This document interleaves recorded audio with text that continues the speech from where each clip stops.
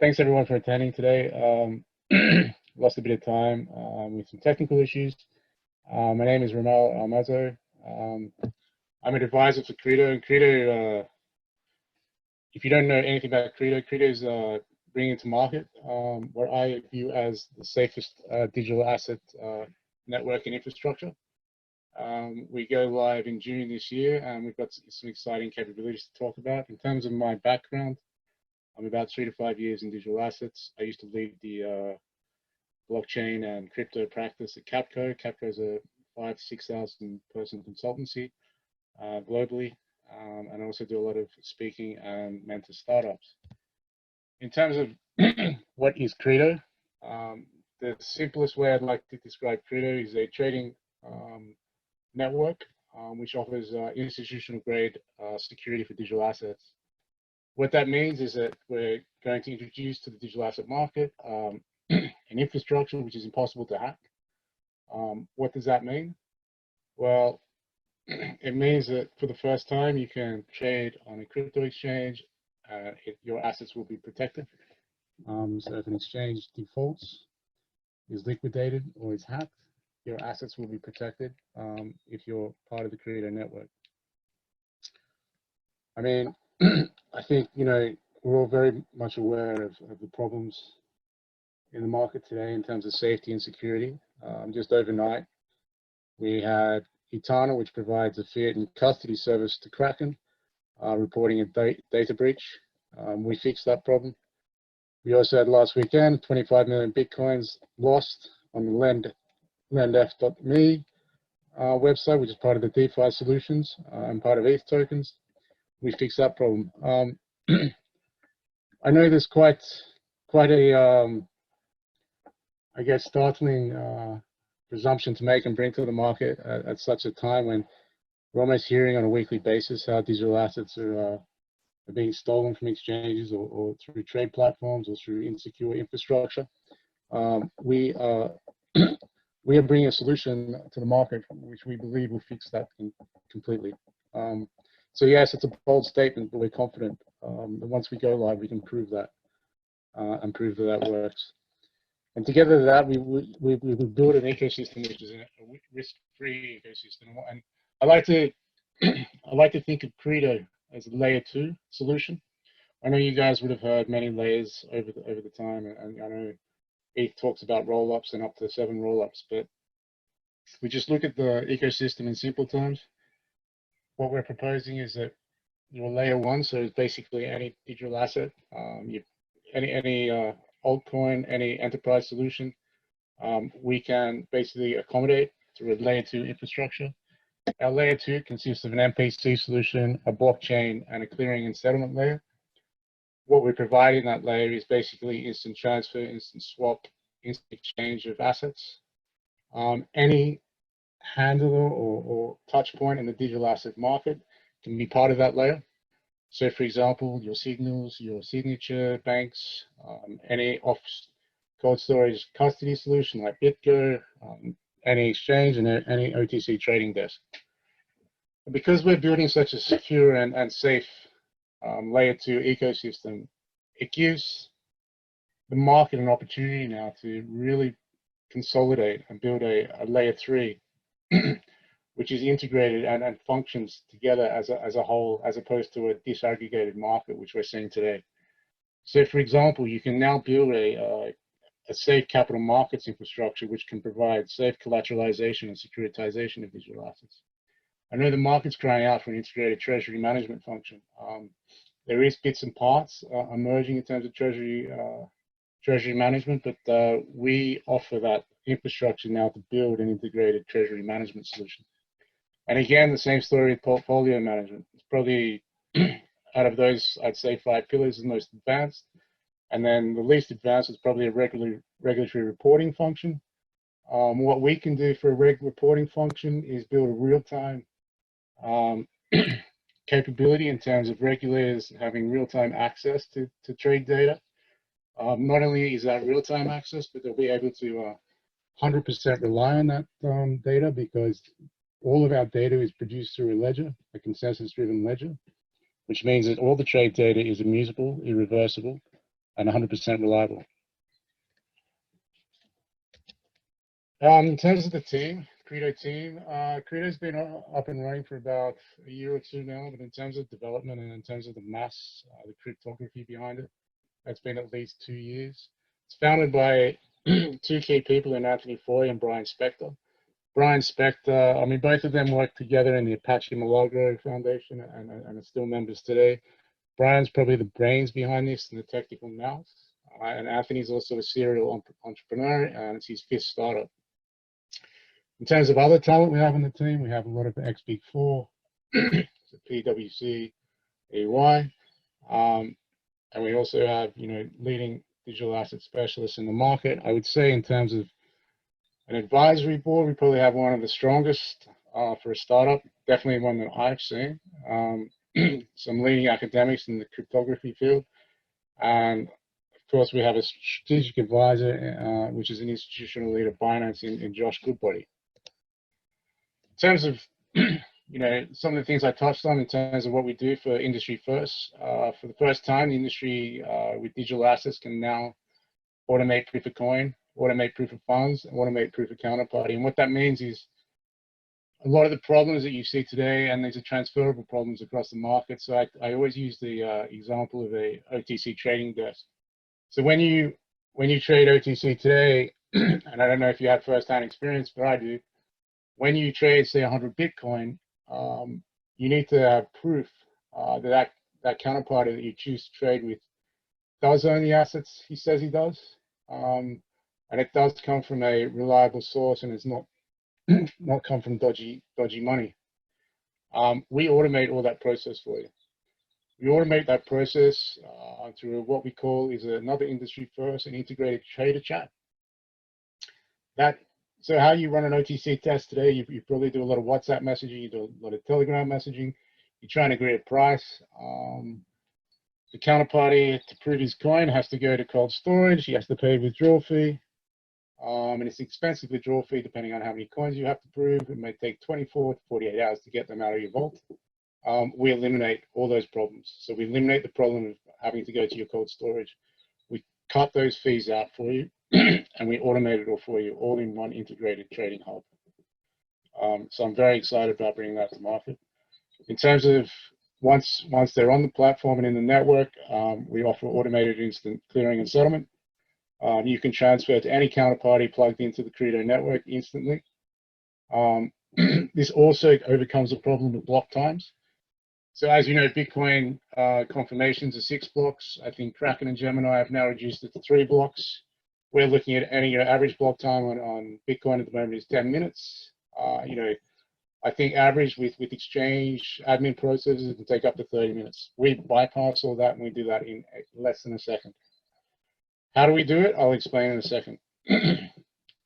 We also offer instant withdrawals and deposits, which is also an industry first. So when you store your money, you store it on an on-chain wallet, what we call an on-chain wallet, and we bypass all those cold storage problems. We're also safer than a cold storage problem. Why is that? Because cold storage today is literally going to a bank vault, getting your paper version and bringing it on into an exchange to liquidate. We bypass all that process and that operational risk, because there is still handling risk in that process. And the other things I like in terms of security, we offer 5 lines of defense for asset protection. A lot of people will be aware of 3 lines of defense. I'll go into detail how that 5 lines of defense works. But we're very proud of the fact that we can offer extra and secondary degree of protection for your assets. I mean, talking to my technical team, they believe that we're 99.9% risk-free of hacking. And in terms of cyber security, the industry parlance is we reduce hacking to impossible odds. And it's I think my last key point about this is that we never, so when you're a digital asset owner, you never cede control to a third party. You always control your digital assets. So the governance process is entirely with the owner. So again, if an exchange fails or an exchange is liquidated or is hacked, your assets are protected. What do we eliminate? We eliminate many things, but in summary, I've spoken about we eliminating exchange hacks, counterparty risks, cold storage fees, and cold storage process times, settlement fees. We also, a big thing we do is we eliminate wallet pre-funding. And when we do that, and because we do that, we open up a world of profit opportunities for people like arbitrage traders and HFT traders. We remove the middleman like the CCP and DVP, and we eliminate settlement risk and T+2 settlement times. And T+2 settlement times are common in the FX industry. So a bit about our solution. Let me just start with the market problems. So I think it's widely accepted within the industry that there's a perceived lack of safety, lack of security around digital assets. And I mentioned two examples in the last one last night and one last week. Whenever I talk to institutions, they always talk about their fear of being in the newspaper if they get involved in digital assets. A tier one like an HSBC, why haven't they got in crypto yet? It's because of reputational risk. There's just too much perceived risk in the market for institutions to get involved, and we believe we have a solution to bring to market to solve that problem. And again, the other big problem in the market is everything's fragmented. Nothing's aggregated. So infrastructure's fragmented, liquidity is fragmented. We believe we have the solution for that by providing a safe ecosystem and a layer two that people can safely secure and trade and move assets. Liquidity will be attracted to that. So the root cause and how we address the problem. So we think the underlying causes of everything from a cryptography perspective and a movement of assets perspective is our private key limitations. So we believe that there's design flaws in the private public key pairing. We believe because these keys are usually centrally controlled, for example, an exchange or a custodian, that's where the underlying problems are caused. So part of our solution, which I'll touch on in a second, removes that dependency and that risk. Again, I've mentioned the lack of infrastructure in the market, and the other key thing is your contract between counterparties. There's no trust. There's no trust in an OTC desk, and there's a lot of effort trying to prove trust. We believe we eliminate that circuit of trust contract, I'd call it. So at a very high level, what's our innovation? So we use what's called an MPC, which is multi-party computation. I'll explain what that is in a second. But essentially what that is we're removing the dependency on the private keys. So when you come into the network, you no longer need private keys. When you exit the network, the private keys are still yours and nothing changes. We use an asset tracking blockchain, which means all asset movements on the network are tracked, they're immutable, they're irreversible, and essentially every transaction on the network is stored on a ledger. And again, I touched on the instant finality. The fast finality blockchain we use makes everything instant, and we also have an inbuilt, because of all this, we have an inbuilt control framework. A control framework which provides automated pre-trade control checks and a lot of post-trade control checks. And along with that regulatory layer where we can provide real-time immutable trade data, reports to regulators, law enforcement, etc. I don't know if there's an opportunity to ask questions here. I usually would, but apologies if there's not. Okay, so what is MPC? So MPC, like I said, is a multi-party computation. I like to use a very, very simple analogy to explain this to people who are seeing this for the first time.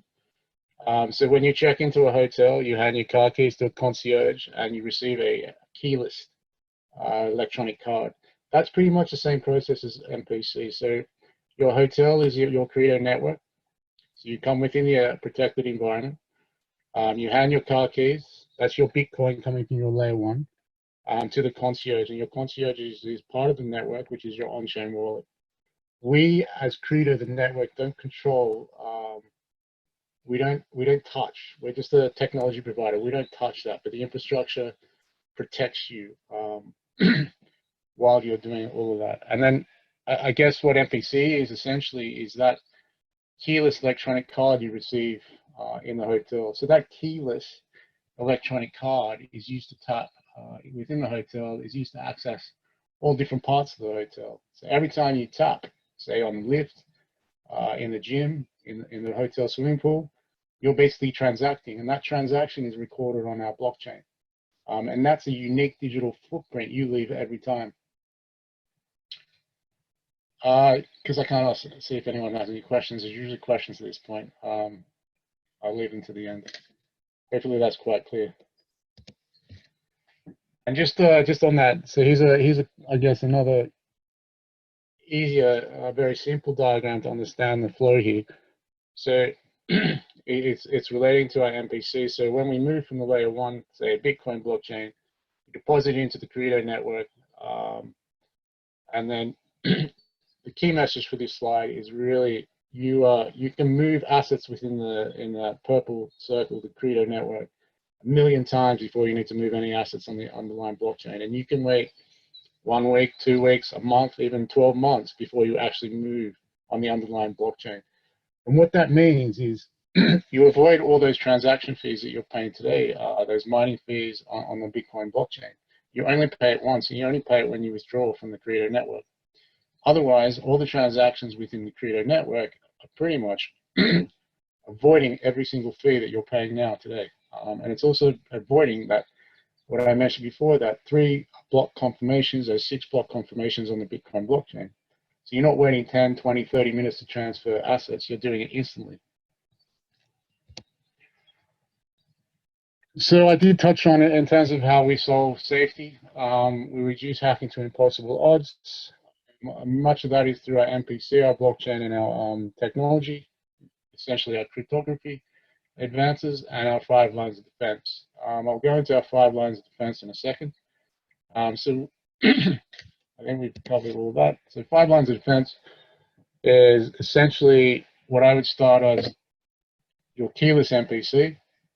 So basically, it's where we remove those design flaws and those private and public key pairing problems, and we're using an MPC layer, which basically is your first line of protection in protecting your digital assets. It means that you, as the owner in the network, owning your wallet, always have control over your digital assets.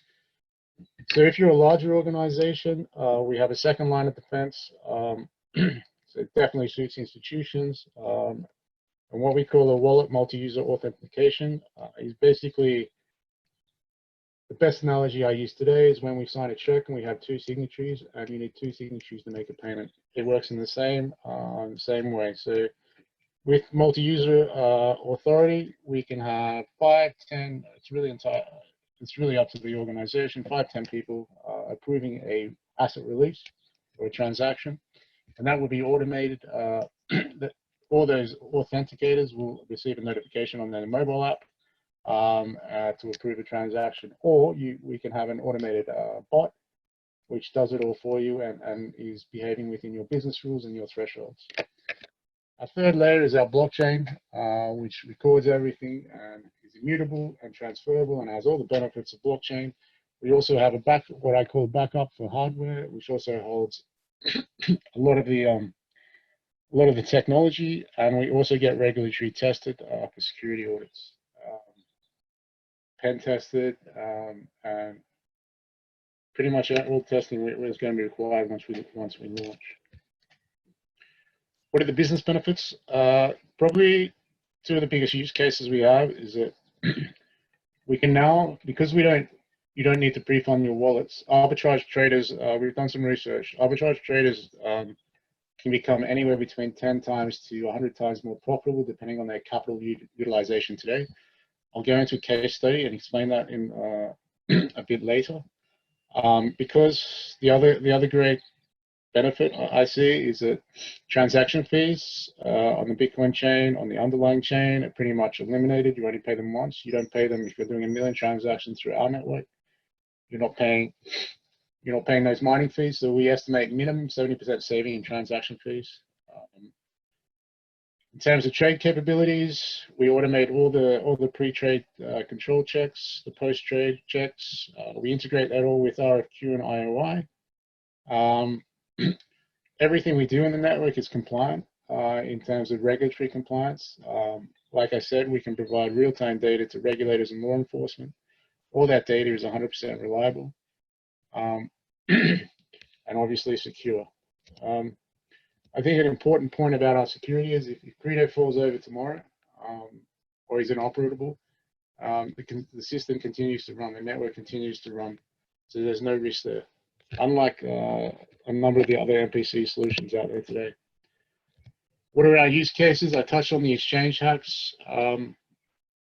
Yeah, I pulled out a recent study that saw 4 billion of crypto crimes in 2019 alone. We eliminate that.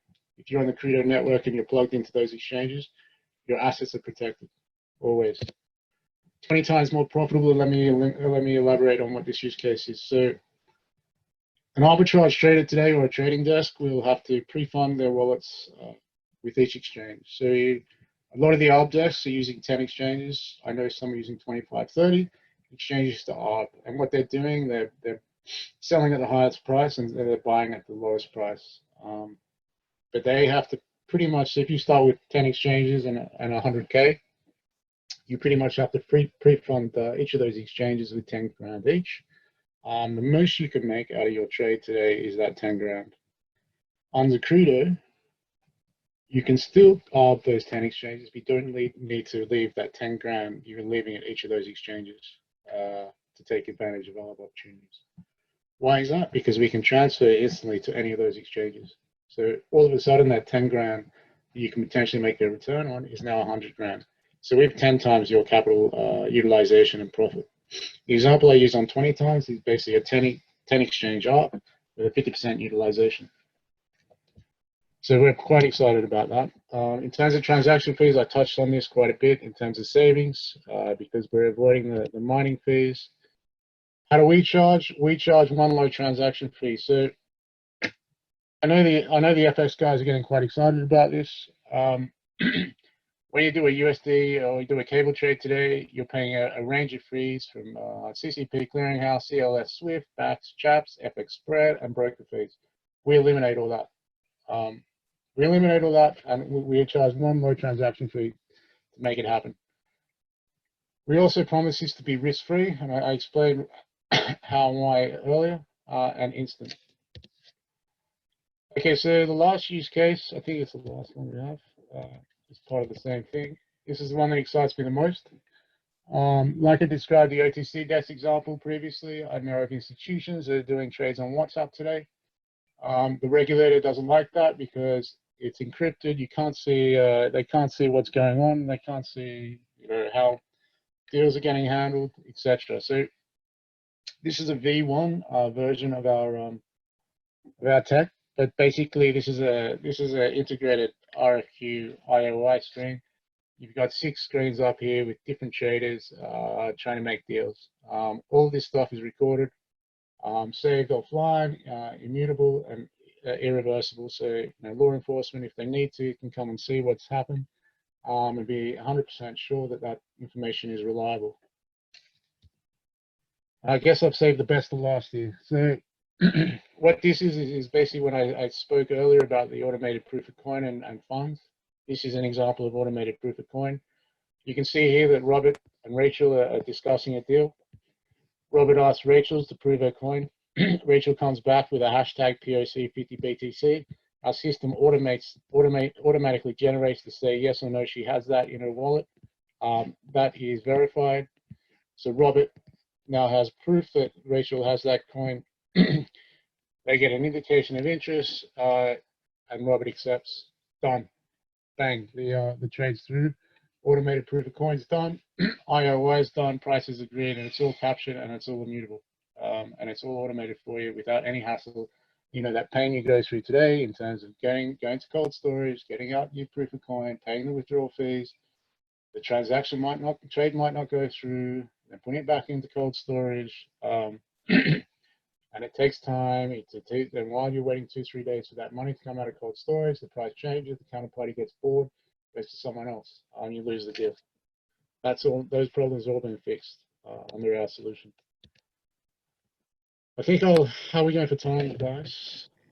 Yeah, so we're going to go ahead and cut it off in about 5 minutes. So I think we have time for one question if you're open to it. Sure, let's do it.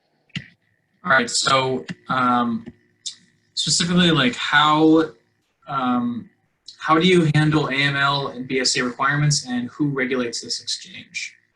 Yeah, so it's not an exchange for starters, but AML works in the same way it does today. So if you're a counterparty on the network, you will have a list of approved KYC, AML, KYA counterparties you can trade with, but they would have had to pass your standards already. So if I'll give you an example. If I am institution A and I regularly trade with institution B, they would have already gone through my AML checks and KYC and passed them. I will not be able to, I will not want, I mean, I know for a fact that institution A will not want to trade with anyone else that hasn't already passed their AML KYC checks. So we don't directly handle that, but we transfer whether they've been passed or not. So you'll only see the counterparties on your trader screen. You can trade with in terms of AML KYC. Awesome. Does that answer your question? Yeah, I think it did. So then one more, really quickly, what separates you from any of your main competitors? Yeah, so I think our closest competitor would be Fireblocks. Now they're an MPC solution, but they're so much less than what we're offering in terms of trade capability and security. For one, they're not a network. They don't really. I mean, they can't offer any of the trade. They can't offer instant settlement. I do have a comparison here quickly, actually. They can't offer instant settlement. You still carry the risk with Fireblocks. So, like I said, if an MPC solution goes down today, you potentially will lose your assets. They take the other side of the trade a lot of times, so they're the other counterparty. We're not. We're just the tech provider. They can't provide immutable trade data. The other thing that we can provide is trade privacy, because you're on the network. So if you're what I call a large order or whale trader, the market won't see you trading that. So data monitoring firms like Elliptic and Chain Analysis won't get that information. So Fireblocks can't do any of that. Awesome. Well, this is a great presentation. I think